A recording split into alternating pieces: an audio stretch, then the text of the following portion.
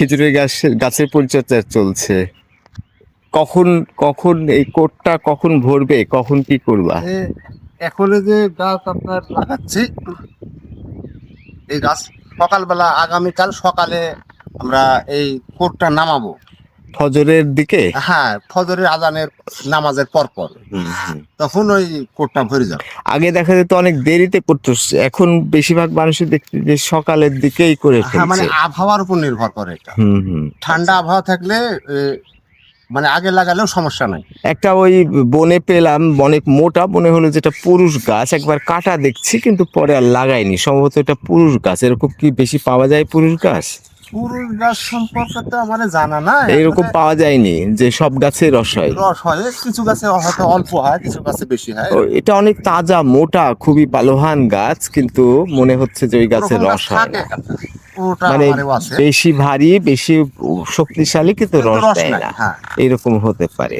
তো কত মানে পরিমাণ পায় এই গাছে, মানে মোটামুটি সবথেকে বেশি কম কেমন হয়? আমারে মানে সর্বোচ্চ বেশি রসের গাছ কিছু কিছু আছে, আপনার মিনিমাম 8-10 লিটার রস পড়ে হ্যাঁ, এক গাছে। কিন্তু ওইটা সব গাছে কিন্তু হবে না। হ্যাঁ, তো ওই গাছটাতে কয় কোর রস হবে?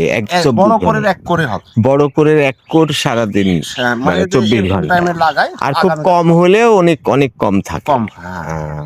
তো এখন কি রস এবার দাম বেশি বা কম? গুড়টুর কি অবস্থা অন্য বছরের গুড়ের তুলনায়? বাজার এখন একটু আগের চাইতে একটু কমেছে।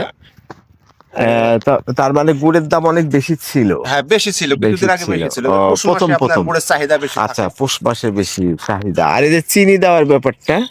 চিনি দেওয়ার ব্যাপারটা যে গুড় করলে আপনার যে বাজারে বিক্রি করলে গুড়টা উজ্জ্বল কালার লাগে।